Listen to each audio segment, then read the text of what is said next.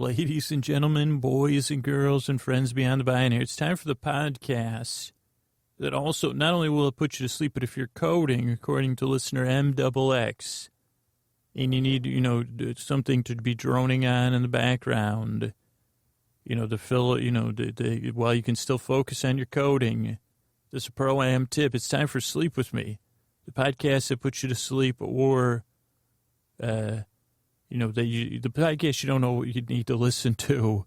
Oh, boy. Thanks to MXX.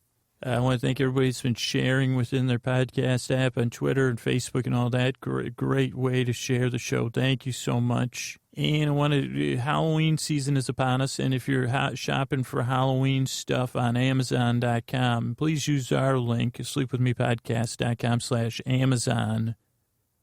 It's a free way to support the show. Same Amazon you always use, same great prices, but we, as part of the affiliate program, get a small percentage of whatever you buy. And it really, really helps pay the bills. Those of you that have been using it, pat yourself on the back or the pillow right now, because it is a huge help. And if you're going on there to buy a Halloween costume or some Halloween stuff, make sure to share it with me on Twitter or Facebook or whatever. Just use that link. Sleepwithmepodcast.com/Amazon, just like the Mystery Bard sings. Maybe none of the advertisers excite. Maybe you don't got the funds for Patreon right now. You told all your friends about the show. You've done everything right, But you can go to sleepwithmepodcast.com/Amazon. Bookmark it so you can find it whenever you want, and use it whenever you shop at Amazon. So that's it. Thanks, Mr. Bart. Sleepwithmepodcast.com/Amazon. And housekeeping, we're on the web, www.sleepwithmepodcast.com. Older episodes are there. You can comment on the website. You can email me, feedback@sleepwithmepodcast.com. On Twitter, @DearScooter, if you want to follow or communicate there. On Facebook, at Sleep With Me Podcast. That's where we've been doing a couple of live streams every once in a while. I want to thank Chris Posterson from Sounds Like an Earful, who does our theme music and edited this episode. I want to thank Scotty and Jennifer on our artwork. I want to thank Jonathan Mann, who is on our lullabies, jonathanmann.net. And the listeners have a Facebook group, sleepwithmepodcast.com/nods, NODS. And I want to thank Julie and Jennifer, Lauren, Lyden, Summer, and Sarah, who moderate over there in their spare time just to keep the group going. Thank you so much. One more thing I wanted to let everybody know. If you haven't checked out the Nocturne podcast lately by Vanessa Lowe, someone I support on Patreon, a great podcast. Go ahead and check that out on iTunes or your podcatcher, the Nocturne Podcast by Vanessa Lowe. And let's get on with the show. Hey, you have my tossing, turning, mind racing, trouble getting to sleep, trouble staying asleep. Well, welcome. This is Sleep With Me, the podcast that's here to put you to sleep. We do it a bedtime story. All you need to do is get in bed, turn out the lights, and press play. I'm going to do the rest, and what I'm going to do is create a safe place where you can set aside whatever's been keeping you awake, whether it's thinking, feeling, concerns, past to the future. Movie title. A lot of movie titles have the future and the past in their titles or about those subjects. But, it could be movies. You could watch a movie. You could be making a movie. You could be moving. Holy moly, moving. Don't even get me started. Any kind of move. They say, why are you going to be more? You're going to move around. And I guess that's a good thing, but moving, if you're moving, you're not going to, and I'm here to help you. That's going to make it tough to sleep. But it could be something physical. It could be something you're feeling. It could be something totally different. Whatever it is, I want to take your mind off of it. I'm going to use lulling, creaky, dulcet tones. I'm going to launch off on my wings of Icarian pointlessness. Yes, that's a made-up word, but, you get what it means. Maybe not. I think that must be a metaphor for sleeplessness. That whole Icarus and what was his dad's name? I want to say Phlegolas. I know it's not that. His dad has a name related to something where you're like, of course that's his name. But you think about it like that is like one of the, like, don't think about Icarus at bedtime. I just blew that. Clearly I don't follow my own rules. But your brain will pull whatever there's a couple levels to that. Anyway, I'll get to that in a minute. Let me welcome the new people. If you're new here, welcome. It's a podcast to put you to sleep, to take your mind off of stuff. That's the safe place I'm creating here. Did I say I'm trying to create a safe place? Because it doesn't, it certainly doesn't sound like it.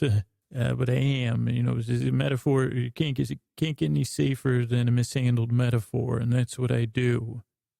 The only accident that happens is when I metaphor mishaps. There you go. Autobiography number 12, Gingerbread Press, 2032. What did I say? Metaphorical mishaps. I guess that sounds like more like, maybe it needs work. You're right. It does need work. But if you're new here, a couple things to cover. One, this podcast is meant to take your mind off stuff. You don't have to fall asleep to it, but you don't need to listen to me. I think I'm making that perfectly clear by just being myself. If you don't like the intros, the timestamps are in there. You can skip these intros, but a lot of people fall asleep to them. Or it's about creating a safe place, where everybody feels welcome. That's this kind of podcast. We also have a podcast that comes out on Monday and Wednesday called Sleep to Strange. That doesn't have any intros at all. But, I like making the intros because they say, my brain's like, finally, I have a place to, put what do they call it? Put my confusion front and center. I don't know. I thought my brain was like, I got a great one. And I said, go, you're on. And it said, oh, wait, I forgot what I was going to say. And I said, but I think on display, was that what you were going to say, brain? Put something like that.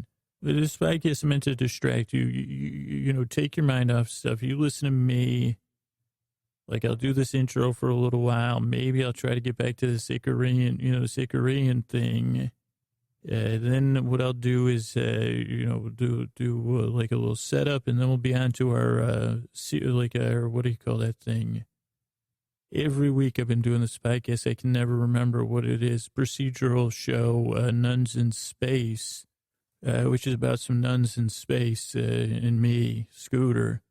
By the way, nice to meet you. Thanks for coming by. Honestly, if you're new here, I appreciate your time. I appreciate you listening to the show. But what was I saying is this podcast is an alternative to some of the nighttime narratives you might be presented with when you're on your own.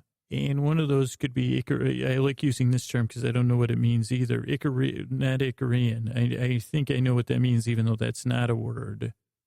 But adjacent. I never know, I like using that, like soft power. Don't know what that means. I said this podcast is based on soft power. And this podcast is Icarian adjacent.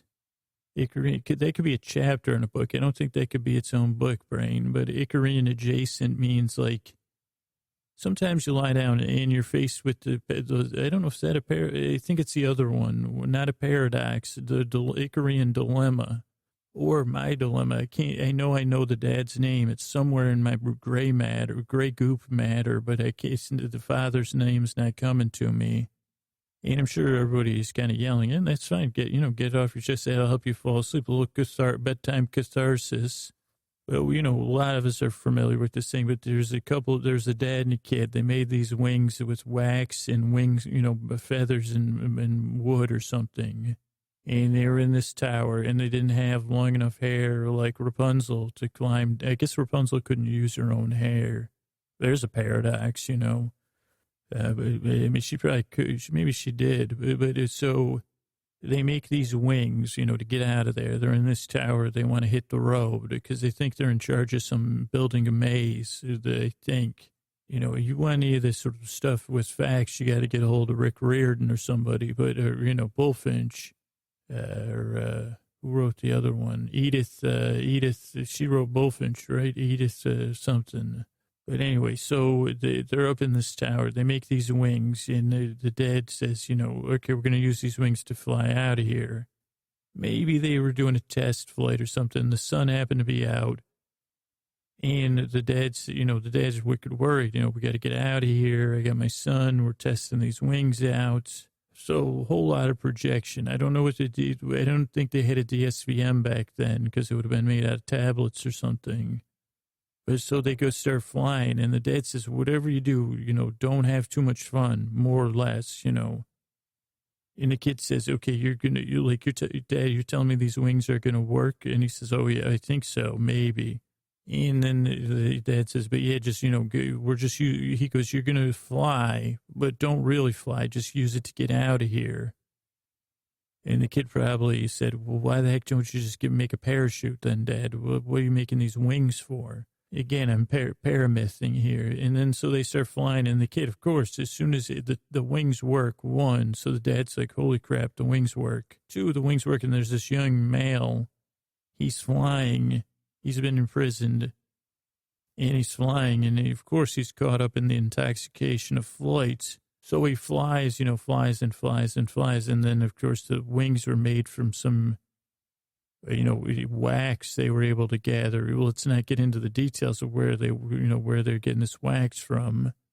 And the sun melts the wings, and the kid decides he's not going to, then the kid, just says, hey, let me land here on this ground. And, the whole message is don't fly too close to the sun. And it says, okay, wait a second, what, you're going to let me fly, but don't enjoy it. Trust me. Like who writes a myth like that? I mean, who paramyths that, And then the dad, I think I talked about this in another podcast when I actually had more details. Well, oh boy, what a freaking shame sandwich he had to eat after that thing, even after he tried to project his, So, and then he was still, I don't think, maybe the dad didn't even take off. He said, son, you try it.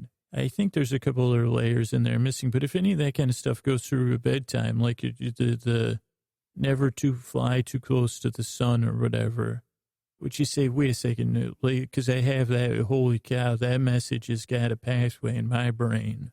I mean, just doing this podcast constantly, it's like, why'd you start a podcast? Well, because I had this idea and I thought it would help people fall asleep and I wanted to see if it would work. And I like telling stories. I always wanted to tell some, well, that's a bad idea. Okay, which part? Well, all of it. Because are people going to listen to this podcast? Yeah, I think so. Maybe. I don't know. It'll take a while. And then now it's been 3 years I've been making this podcast. People listen to it. Started off with like 10 people. Now there's a good amount of people that listen to it. Thanks for listening, by the way. But that Icarian brain says, do you like making that podcast? Yeah, I do.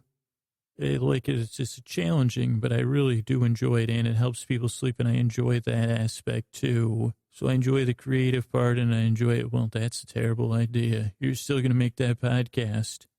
Now that people listen to it, that's a really bad idea. You're going to keep making it now? Well, I don't see that I have a choice. It helps people sleep, and I love making it. You're flying too close to the sun. So I don't know if that gets like that at bedtime. It kind of was there you go, metaphor mishap. There was also a metaphor about mishaps, a mythological metaphor mishap about mishaps. What about that one? There's a book I couldn't write, but maybe I will. Mythological mishaps, the Icarus story. And I just heard Telemachus or somebody say that's not funny. And they said, well, did I just get shamed by a character unrelated? Why don't you just toss me in the Aegean Sea? And they say, you think you're hilarious with and I say, well, I'm just, it's just a metaphorical mishap. Whatever your name is with the frickin', I know you were the one that messed up and we had to make the maze. They wouldn't have been, if it wasn't for you and you're messing around. So anyway, I was trying to make one more classical humor. So I'm glad you're here. That's my main thing. If you're skeptical, I mean, why wouldn't you be? But I'm glad you're here. The whole purpose is to try to help you fall asleep, to take your mind off stuff. Well, I did propose that. Did you, during this whole, mishap, did you think about any of the stuff that was keeping you awake? Because that's how the rest of the show is going to go. So I guess my main message is I'm glad you're here. I appreciate your time. And I really hope and I really yearn to help you fall asleep. The reason is I'm sending my voice across the deep, dark night here is because I've been there. And I know what it's like to be sleepless. So if I can help you, it'd be my honor, all right? Before we get to the story here, if you can please use our Amazon link at sleepwithmepodcast.com/Amazon. Free way to support the show. Huge help. You can use it in the U.S., the U.K., and Canada. Thanks. All right, welcome to another episode of Nuns in Space, our ongoing, but still yet, what do we call this? What is it called? A conspiratorial procedural story. It's just a procedural. No conspiracies here, just to put you to sleep. That's the only, but this is our ongoing procedural story. And if you need the setup, it's in space. It takes place in, it's like a Star Trek-esque show, Firefly, Battlestar Galactica. Those are the good ones. And then you have Nuns in Space, probably more related to pigs in space. I think Gonzo was behind that, but I'm not positive on that one. And it takes place in space. Scoots is on a spaceship with the nuns from his childhood. That's who he thinks it is. It's not, well, I always over-explain.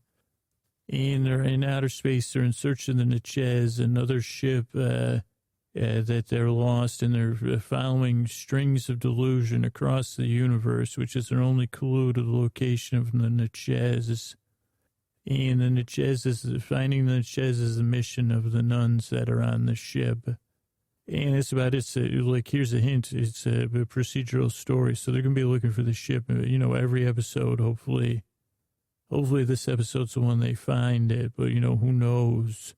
It's, they also deal, they deal with stuff in space.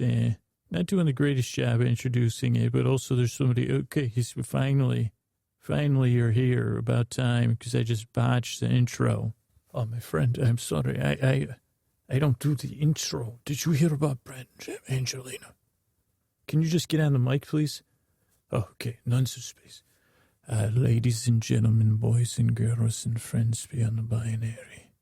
It's time for another episode of Nuns in Space.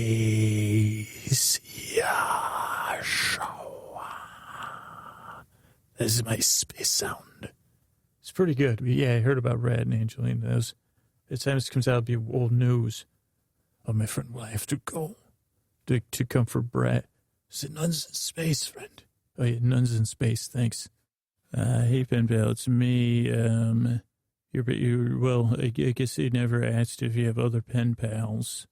Here's the thing. You're my only pen pal, but I'm your pen. This is your pen pal. Well, I'm assuming you hear my voice, but, your pen pal that's on the Monte Carmelo out in outer space, chasing around delusions with the nuns from my childhood. But listen, pen pal, if you're not sitting down, you might want to have a seat, because I don't know if you're a listen, pen pal. And I don't know if I don't know if you have someone to talk to about this, or it could be the only one you have to talk to. I don't know if you're a person, you're a growing person with faith or science. And I already realized that doesn't make sense, pen pal. Or if you're a person that has faith in faith, like some sort of religion or belief, or in science. If you're a person that has faith in science, they say, well, what's your science? You're a physical science person, or the other kind, the theory, are you into theoretical? But this could shake any of those. Like, I don't know if you have a belief system, and I say that in a positive way, pen pal, like you have faith in something that helps you grapple with the unknown, or you use science to try to understand the unknown. Or, to just theory, say, well, if I knock that quark over there, quark A plus quark B equals, ZQP, maybe call that mathematics. I don't know, pen pal. But if any of those things, you like, I'd say loosen your grip on that a little bit. That's one thing And I don't know what you know about Earth, but when the whole outer space opened to Earth, this was when one of the areas of adjustment trouble that some people just said, well, I'm not going to come to terms with that. It's one thing to deal with beings that are very different than you. That's tough. But then when you start saying, you see, just this should actually explain a lot, Pen Pal. If this is your first grasp, because this was my first grasp in deep to deep outer space, Pen Pal, super deep. And I'll just tell you, things are. So we're in deep outer space. If that's the easy way to introduce that. So Pen Pal, we're out here in deep outer space. Stan and I. Stan, say hi. Scooter, hello, Pen Pal. It's your friend Stan. Scooter, the Pen Pal's friend. I get you. That's fine, Stan. Just okay. Okay, Scooter, I'll be quiet.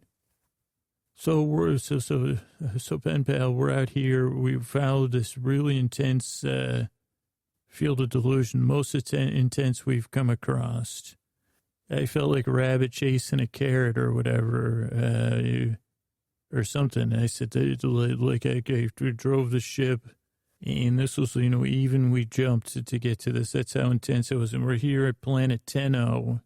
Not Tenno, Tino. I guess you may say Tino. I think that's how they say it. But this delusion led us here. It's way, way out at the edges of charted space. And up until now, Pen Pal, like not a lot's known out here. So we're really, there's been exploration. But beyond this is like something different than the delusion. There's this thing beyond this planet Tino, not very far, called the chaos frequencies. And very little is understood about the chaos frequencies other than don't go there. Because and it's one of those things like there's so many, the universe is vast and wide and deep and all that. So this is on the, TBE, TBE or TBI, to be investigated or explored, later. So Tino's kind of been out here forgotten, out here on the edges of space. And, but that's where, things get really interesting. So we got to this planet Tino, we followed it, we started orbiting. They communicated. We said, hey, what's up? I did say that actually. And they said, that's not proper. They said, what's up? We're here, Monte Carmelo in the orbit, in the house. But this is where things get dicey explanation wise. Because the people of this planet, they kind of, let's see, we'll try to explain more, but I'll try to give you the basics. Is they believe that like their planet for generations, they've been dealing with these beings they call the Weavers and the mythical Weavers. And I guess they're, some sort of celestial thingamajig. And okay, also another thing, this is like one of those it's a little bit tropey, Pen Pal, but this is like a prophecy situation or a prophet, I guess PFC, prophecy fulfillment zone is what we're in. So they say that those beings have been messing with their planet for generations, these celestial beings. And then they said, we're here. They knew we were coming. And then they said, why'd you come? We said, well, I think I already said that before they asked. So then they said, you have something going on. Like, I'm getting good at longitude and latitude for these, spheres. And most people understand that. So I said, this parallel, that thingamajig, there's this intense thing we'd like to check out. Do you mind? And they said, well, you're right in time. And they said, we're expecting you. And I said, terrific. So we'll just get down. And they said, no, you're the carriers of the cure. And I said, well, I've been known to bother my shipmates with some music. I haven't done any cure yet, but, I'll get down there. I'll take some pictures of you and we'll see, if I can think of any Cure songs while I'm at that. But I said, we're not actually, I said, well, they said if the Cure's, irritation, well, that's another thing, Pen Pal. If you don't have a belief system, I'm sure you're a patient person dealing with my messages. But I said, if you got a cure for impatient nuns, I said I could use that. Then they said, no, the planet's called you here, and this is the time, they said there's an impact coming from these weavers. There's a lot of information, but you don't need all of it, pen pal. And actually, Stan should probably fill you in on some of it. But basically, in exchange for, they said, okay, we need you to deliver this to the weavers. And if you do that, then like the cure, I said, oh, well, said, not the musical cure. They said, great, because I said, I'm blanking anyway. But they said in exchange for the delivery, they said you could do the planet, whatever it is you want from our planet, you can have or investigate it. And then I tried, obviously, I'm becoming experienced as a quartermaster, so I said, can we just look at the delusion first? And they said, that's not in the prophecy. And I said, well, but we're the carriers of the cure. It'll help us carry the cure. And they said, no, you can come after you deliver. Okay, so now I'm sure you're asking yourself, pen pal, what's this cure? And what's the catch? What, otherwise it wouldn't be, clearly it wouldn't be. So this cure is not a cure. I'll tell you that's a code word, pen pal. You probably already figured that out. And basically we're supposed to fly. Stan, can you explain some of this to the pen pal? Scooter. Okay, so basically, pen pal, hi. What Scooter's trying to say is the people of Tino, for generations, they've been building. Their planet has been being poked with these giant, what they feel is a weapon system that shoots through their planet. Like if you were to take your pen pal, like an orange on Earth. And then you were to just stick along, what are those things, a knitting string or a knitting iron. If you were to poke something through the orange, pen pal, that's what happens. Now, it doesn't happen often to this planet, Tino. Maybe once or twice a generation, but it's not good for the planet. It's a pretty big hole, and it creates, weather problems, tons of problems, and it sticks in, and then at some point, and their time, 20, 30, 50 years later, then the metal thing, it pokes through their planet and then is removed. And sometimes it happens more and more often. They have a historical record, and it's terrible. And they feel that these weavers, that they call them, these mythical beings are doing it to their planet, either as an experiment or out of meanness. And this is like we said, pen pal, being scoots. It's been going on for a long time. And so they've been, after a few generations, they said, we got to figure out a way to make this stop. But they're just a planet. And they started studying, and they figured out a way to put a stop to it. And they also said, well, let's put a little irony in here and put a stop to what they're doing and to a stop to them. So that they can go live with where the mythical beings live, which they call them mythical beings. I don't know if there's a non-binary way to explain to you what these beings are, so I'll just say mythical being, pen pal. But they do exist, and they are organic, but they exist in outer space. So you say, well, they don't breathe oxygen like Scooter does. And they're not powered like I am, so they can't, but they can be shut off. We'll put it that way. And so we're supposed to deliver. They gave us these things, and what we'll do is put it in the, believe it or not, our ship isn't big, so they won't really see the ship, they don't think. But we're supposed to just drop it in their mouth and then, fly away. And then they won't be around anymore. And then they'll Scooter, the Scooter, I think I'm done explaining. The Scooter.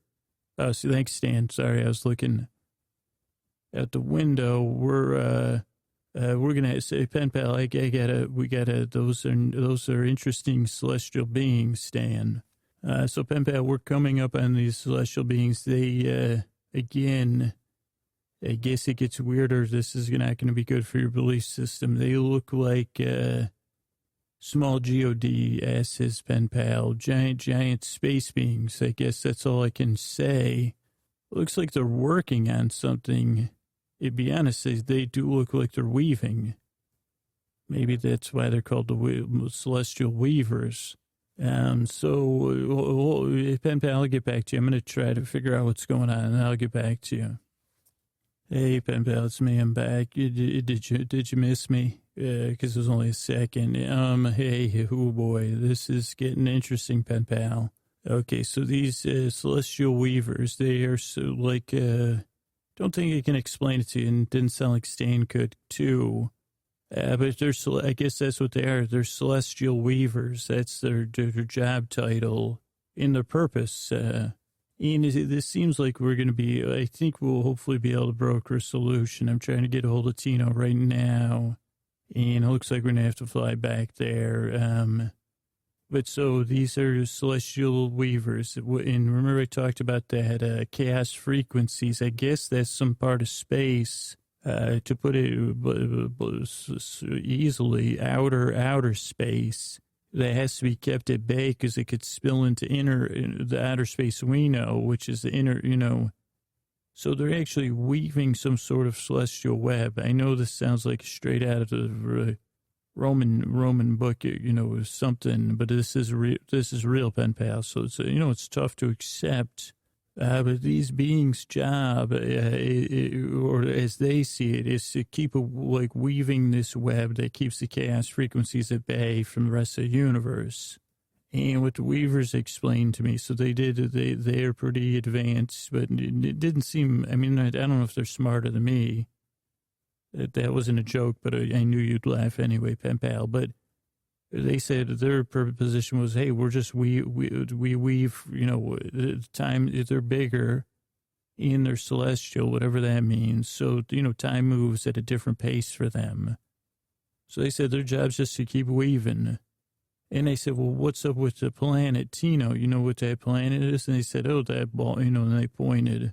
And it turns out, you're going to blow your mind, that's their pincushion. The planet Tino is the Celestial Weaver's pincushion. You got to look at it like time, remember, pen pal, at some point I think I said time is weird. So on Tino, you get people using their regular lives, and then every once in a while, a mega-sized pin will pop through the planet, and maybe 2 or 3 more will, sometimes only one. Wreak all sorts of havoc and, would cause people to be late for work and stuff. And then sometimes, what would feel like to them 20, 30, 50, 100 years, another pin comes in, another pin comes out. And meanwhile, their planet 1,000 years or whatever, they're like, why does their planet keep getting these, and then they figured out that these weavers were doing it. Meanwhile, these weavers are just weaving the stuff with these needles. You can be a celestial being, you still need a needle. I guess it takes some humility, even space sometimes you need needles to do stuff. And so, but that's their pincushion. If one of them wants to take a break, they stick it in there. And also their needles will get dull and off true. They said that's very important. And I said, well, can you stop poking that planet? They said, no, there's nothing else in the vicinity that has to make up this planet's perfect. Something about I don't know. It keeps the needle straight, keeps it sharp, poking through the planet sharpens it right up. So I said, hey, so they can't stop. They said, if we stop our needles break, I said, can't you just buy new needles?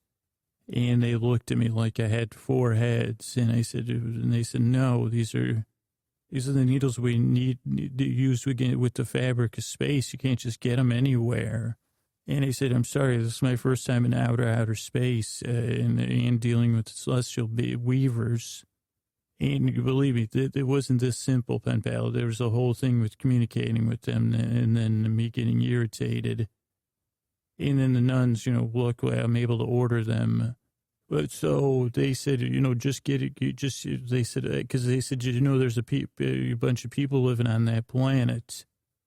And they didn't, they said, well, they thought it was like ants, that's the best thing I could tell you. Or they said, really?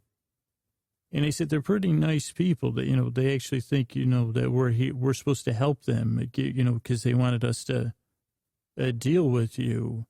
And they said, deal with us out. And I said, do you ever have any celestial beings go live on a lovely farm in like triple outer space?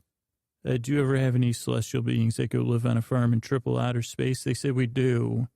And I said, well, they want me to hasten your trip to, like, all of your trips to the farm in triple outer space. And the Weavers said that, well, that won't work because that would be the end of the, and they said it wouldn't be slow, the chaos frequencies. And I said, well, what are we to do? Because these are like, we'll just say they're human beings, pen pal. It's easier for you to identify if the people on the planet, because obviously if I did use that because I'm learning. I said, well, what if these are tiny celestial weavers? They're just weaving on their planet. And Stan had told me that they dedicated all the industry of the planet to weave these little things to make you go. So these are little weavers on this planet. And they said, well, they got to leave the planet. They said, we could help. And they said, how? And they said, well, we got to keep weaving. But, they said, we'll find a way to help out. And I said, okay, that doesn't sound too concrete. Sounds like me and the nuns are going to be helping. Believe me. The reason I haven't mentioned the nuns yet is because they're still glaring. They're mostly glaring at me when I'm in the room. And also, we need to get to that. So, anyway, Pen Pal, so I got to tell the Tinos that we got to come up with a plan to get them off the planet. That's the only solution. So I'll be back, Pen Pal. Hey, Pen Pal, it's me. It might sound less authoritative right now. That's because I'm in a storage room. Luckily, I can still record audio. It's a dream come true. So since I last left you a message, hasn't been that long. The Tinos, they said, I called ahead. I said it was. They said, "Did you?" Or the Weaver's gone. I said, "Do you know what the Weavers do?" And they said, they bully our planet. Aren't you familiar with bullies? And I said, oh, that's a cheap shot, Tinos. And they said, they're not bullies. You just think they're bullies. Your planet's a giant pincushion is what it is, Tinos. And the Celestial Weavers protect the universe from the chaos frequencies. And just to allay any fears, Stan checked all this. The Stan in the ship's computer, they sent some cross-space messaging to make sure that the chaos, this was all up and up before we acted on any of it. And they assured me that, yeah, this probably was, they said, as weird as it is, that's because I'm earthbound. Part of my mind, part of my cultural window is, limited by my experiences on Earth. So I don't see the big picture, even in triple outer space, but I get a sense. So basically, we can't get rid of these weavers. So Tino said they tried to think of something and do a lot of talking without saying anything. And then they said, what is that? I said, well, what if we move on? I said, why do you want to live on a planet getting poked with stuff? It's a Pincushion planet. And they said, it's our home. And I said, oh, man, you got me again, right where the heart is.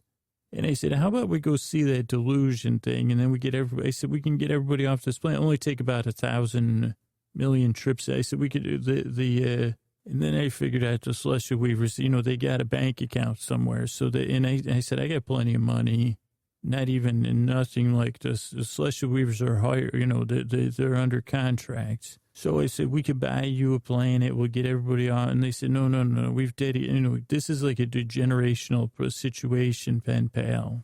I mean, basically, they want to stay on their planet without the Weavers. And I said, no, you won't have a planet. This is like a conundrum. You get rid of the Weavers, you don't get a planet. Then they declared me enemy of the state, or enemy of Tino. And they said they were going to take over the ship. And now, as soon as they said that, of course, Sister Bernice said that now she was in charge. They were in charge of the ships, and I wasn't in charge. Then there was a near standoff with the Tinos and the nuns, and everybody's, trying to lock me up, and, no one liked me at that point. So throw them in the brig. That's where I am. They don't have a brig. They have storage closet here. So that's where I am. Still in communication with Stan, but Stan is actually, I just leave Stan out of a pen pal for the time being. But then Sister Bernice, but instead of having a battle with because they said, well, we'll just take out the Tinos.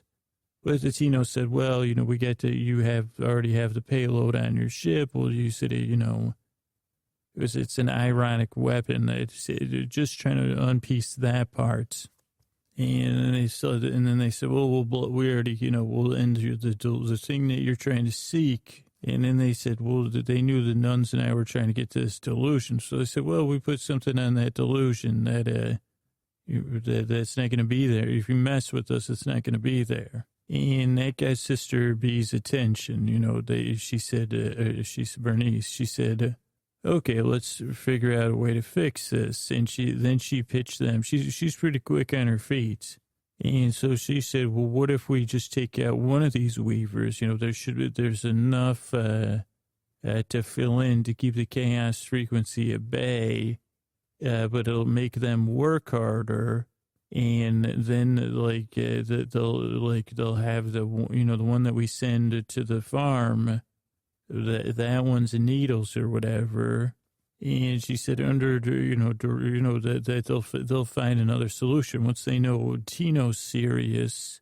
And, we had shown, I didn't tell you this part, Pen Pal, but believe me, these celestial beings, they're not they're slow. So the ship, they're not really a super danger to the ship. So that's just to say, if you were thinking that. So the Sister Bernice's idea is one giant initiative, I guess. Deal with the one giant, and then the rest will find another pincushion. That's what she told the people of Tino. And then once we left, I was still in it down here. They did some yelling and banging, and then I just called the bridge. Oh, because the people of Tino, they said, that's a great idea if you think that'll work. And then they said, well, by the way, the delusion clock is running now.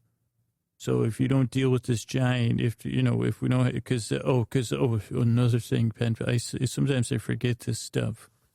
Part of this intergenerational thing that they've been doing on this planet is predicting. So they watch the giants' shadows or whatever, the celestial beings, and they can see if, so they can predict the next time one of their pins is going to be. So they're predicting impact soon. That's what all this hectic part about it is. I'm pretty sure we asked the weavers about that, and they said, yeah, the one, Ronnie will say, she said, well, it's getting, probably be, putting this pin in the pincushion, give it a break for a little while. But so we're flying out there. Hopefully we don't take out Ronnie, because I know Ronnie's name. But I said, this is a terrible idea. One, the giants are going to get the weavers. They're giant, but they're not giants, because a giant's kind of a humanoid. These are not humanoids, Pen Pal. But I can't even begin to explain what it is. So just to make assumptions based on your own, whatever you're. But so they said they're going to be mad. And they're not going to stop. And plus, they said, well, they'll work twice as hard. They said, this will work. The nuns only took one payload. So they said, either way, we're going to have to go back and get more. And then we'll get to the delusion. And they also use this whole thing to override that this is a bad, whatever situation. So I can't be in charge of the ship. And they got me into a technicality. I guess I don't even understand. I tried to argue with Stan in the ship's computer, but they said, no, Scooter's clearly, meets some qualifications. So I can't wrest control of the ship back. And so we're headed out to the giants. But I was still trying to figure out, I said, what is an ironic weapon? Because I could say, I guess I got to think of something clearly, Pen Pal, and this is when I think the best when I'm talking to you. So, Stan, can you explain to me in the Pen Pal, what do you mean by ironic weapon? Oh, Scooter, well, it's very interesting. So again, sorry, I can only follow the procedures, Scooter. I know, Stan. I'm not. I mean, I'm irritated at the procedures, not at you. Separate the program from the problem. Oh, thank you, Scooter. That's the Harvard negotiation project. They never did that for computers.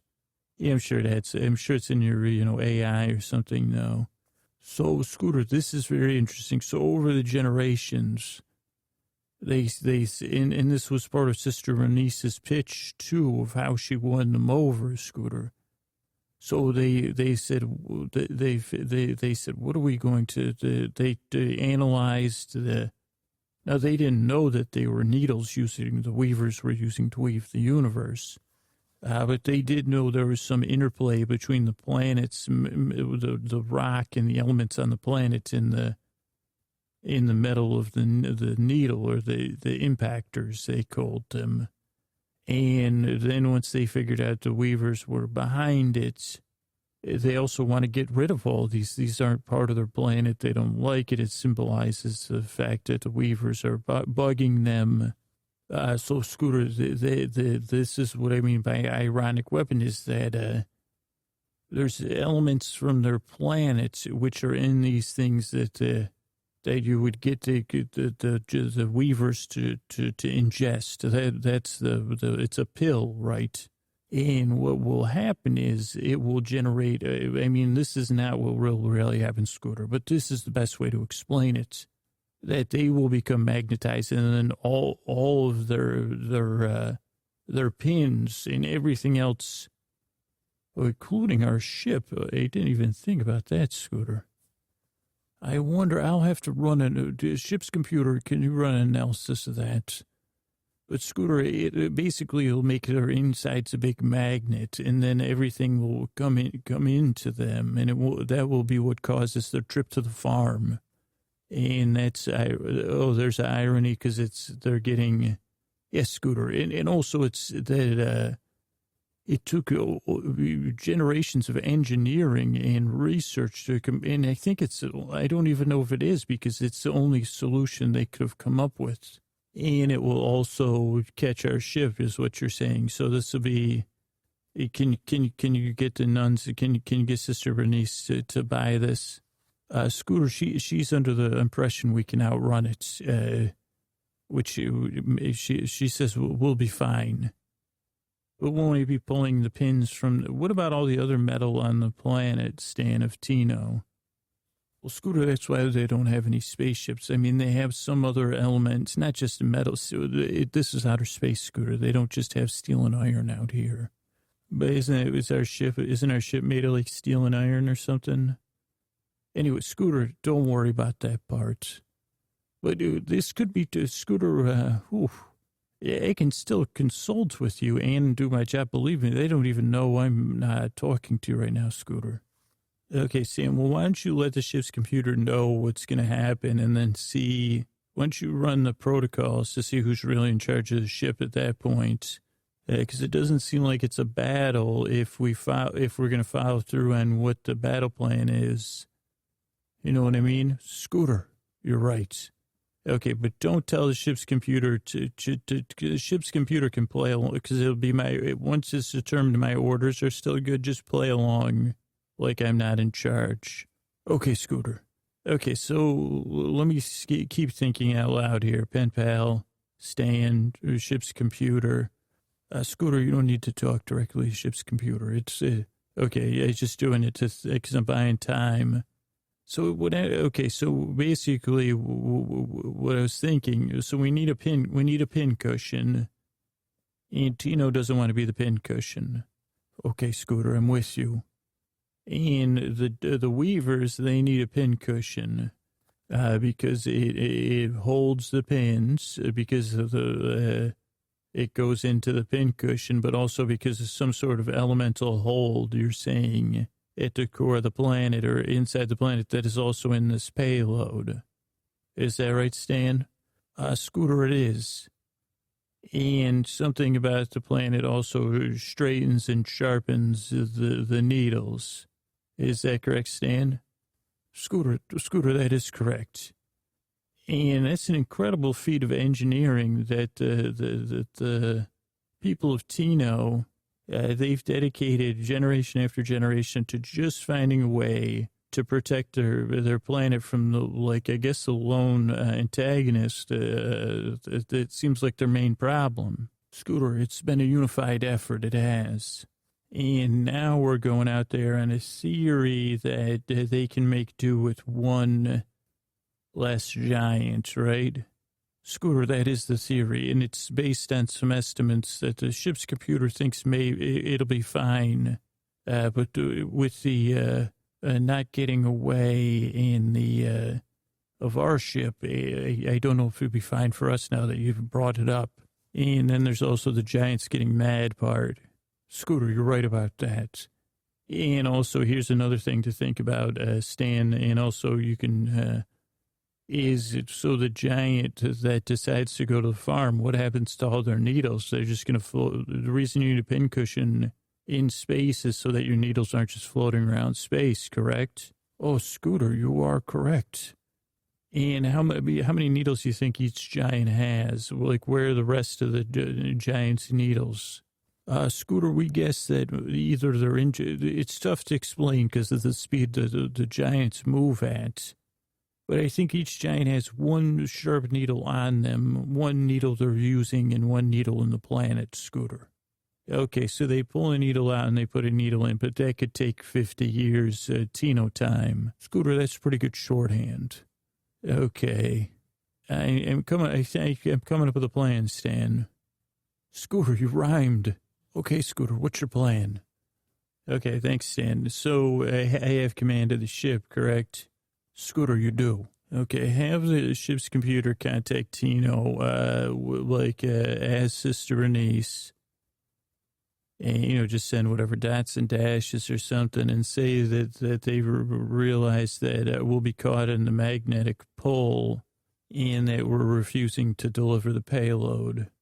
Scooter, that'll mean they'll destroy the source of the delusion.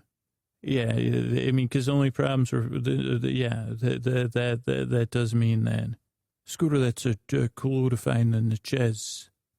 Yeah, it's a clue to find in the chess, but it'll be irrevocably lost. But we look at our options, Stan. Scooter, Sister Bernice is the ship's computer is even warning me to warn you. Yeah, but I don't have any good choices, Stan. So tell them that. And then when the ship's computer sending that out to them, send out the information, all the plotting you have, to the weavers of how they could operate with one less weaver for a time, and ask them, and can you crunch all the math there? And also say, okay, well, that gives us, they can all take a break. Maybe that'll help them rest for a little while. We don't have to do it. This isn't an eternal thing, Stan. They should have one, one fully true needle from whoever's on their break. And then we should have two true, then another true needle so we should have two backup needles currently. And then whatever needles are kind of baking in the planet, we just got to figure out a way to remove the needle with the least amount of damage to the planet. Okay, Scooter. And then after that, I need you and the ship's computer to kind of reach out to more computers, right? And whatever the industrial stuff that was, that made the payload on Tino, get a hold of those. They have computers there. Scooter, they do. Okay, so figure out, do some cloud computing, or I don't know what you call it. So do some major number crunching and start to figure out and identify who's the talent, the Tino talent, and how adjustable their industry is. We're going to need some help, other computers' help here. Okay, so start that. And are the messages sent to the giants and to the Tino? Scooter, they are, and the delusion is gone, Scooter. Okay, so set a course for Tino, And I'll deal with everything. Pen pal, you're gonna have to shut this off because it's gonna get, you don't want to hear. I'll go to the bridge and talk to the nuns, and Pen pal will be back. Well, hey, Pen pal, it's me. So I just left. I just lot of, you didn't miss much. A lot of not happy things, Pen pal. But here's here's the bad news. That delusion's gone. But who knows? We don't know what it was. So we didn't lose anything because we didn't have it. It wasn't ours to get. And the cost was too high. In my, as the quartermaster, this is what I already said to the nuns. They did not like this. But as a quartermaster of the ship and, half master, if you don't mind me saying, the cost was too high. But so, the nuns are really not happy. But they can't kick me. I'm in charge of the ship and they need me. And I already have a beam on another delusion. But then the people at Tino, they weren't happy either at first. But then I told them, it might take a couple generations to accept the fact that you can't get rid of these weavers. They're necessary and they're not going anywhere. And obviously I got like the weaver that was on a break, they came.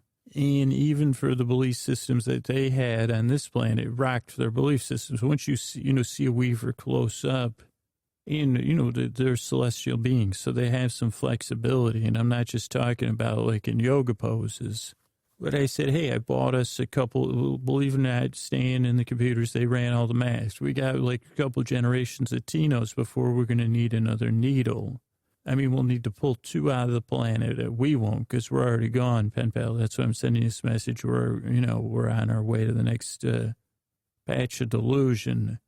But basically, with the job of the Tino and this, now they have a celestial weaver, is to build a better pincushion. It's not that tough. The elements that they use to make these payloads have the elements that make, and I told them about Red Mars that I read, and I said they had a space, I said, and I had a copy of Red Mars. Yeah, how handy is that?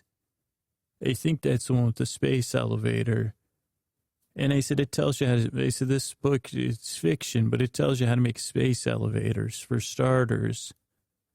And I said, instead of an elevator, you just put it'll be like orbiting pincushion stations.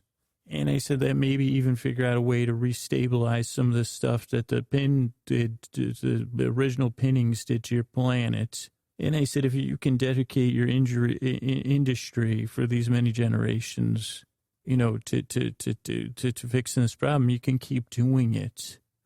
And like I said, they didn't want to hear from me, but when you're hearing it from a celestial weaver, because they also communicate by singing, like some sort of celestial song. Also, I told them about celestial seasonings tea. I don't think, I think that was distracting. But so basically, the people of Tino are going to build a better celestial pincushion, not tea. I told them after I said that, don't get distracted about the tea.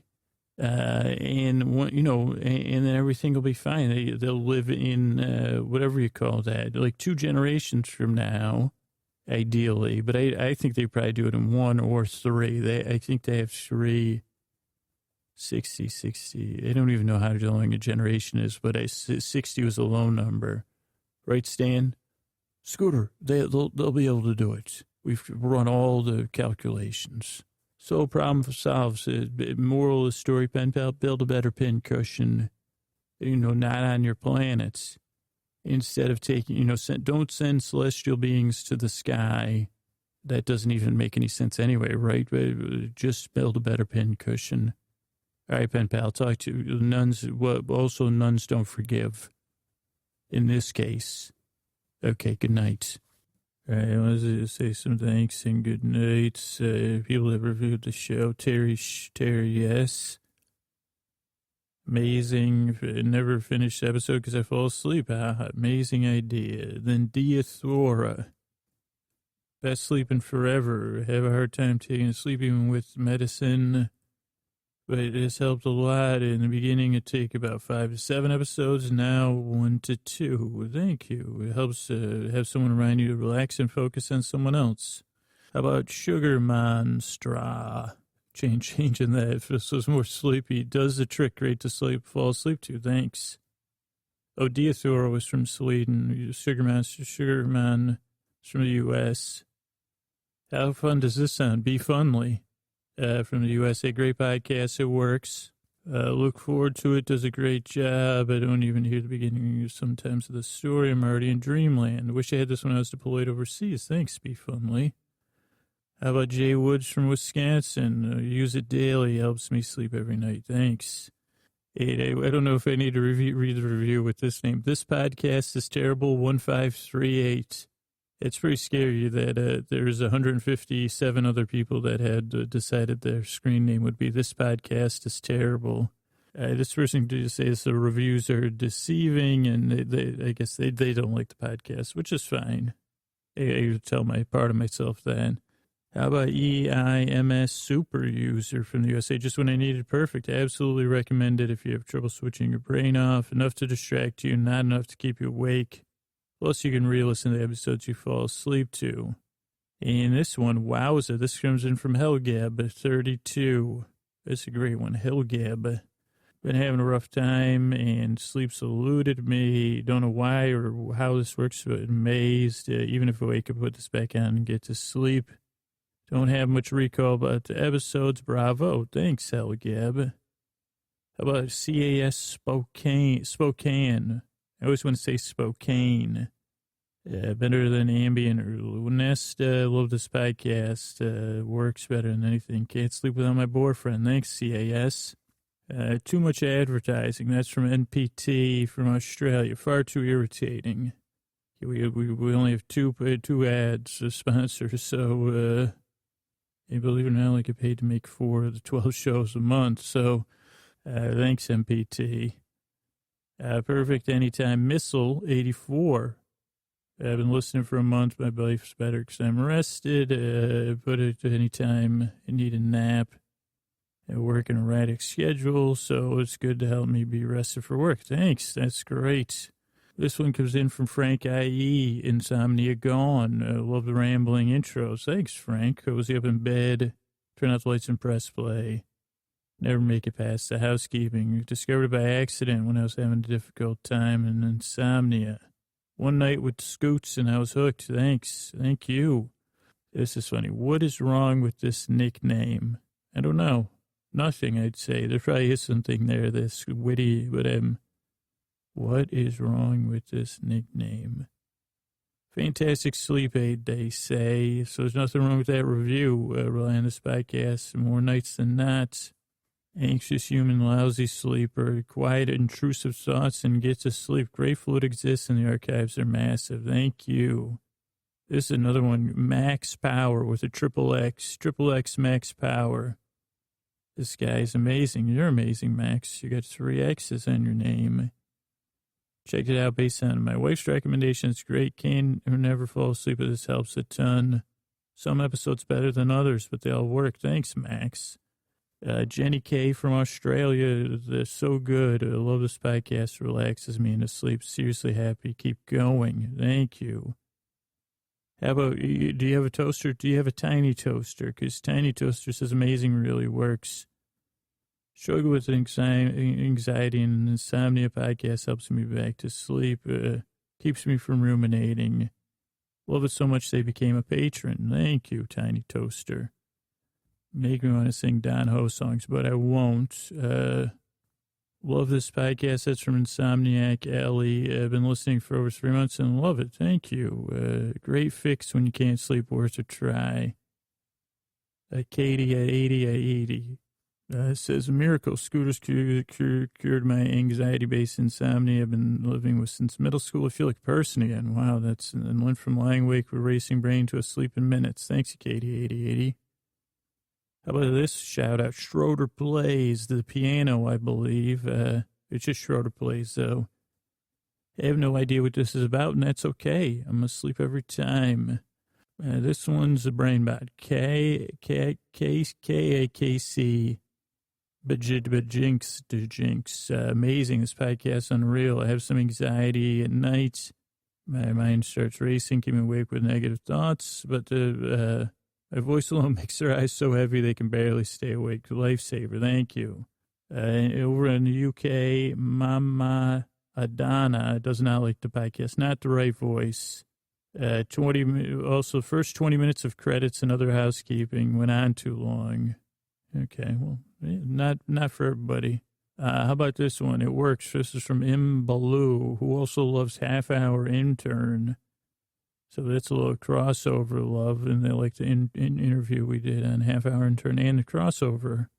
So that's great. Double podcast love for Half Hour Intern and this show. Thank you, M. Baloo. Oh, blaboo. How about Jeannie O'Key?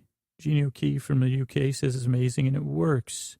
Oh, this is a funny one. Carrie, but the name Carrie with an IE, carry a bag from Australia. Best insomnia cure. When I listened to it, first it annoyed me, but they persisted and worked out at the beginning. They're not for the, worked out that the annoyance only lasted 15 minutes because they were always asleep. Oh, thanks, carry a bag. That's an honest review. Very nice. Unica Sola from the USA. I think that was at the Unica Sola. Warm, funny, wonderful. I adore the Spycast. Thank you. And then Kimos 312, Pure Genius. That was a good movie. Real Genius. It was I've read how this works, but I still don't know how this works. Do I care? Nope. Amazingly, it is something I don't need to overanalyze to keep me from sleeping. I'm just happy it's here and it works. Thank you, man behind the magic. Thank you, Kimos 312. And thanks to everybody else that reviewed the podcast over on iTunes. Sleepwithmepodcast.com/iTunes. Good night.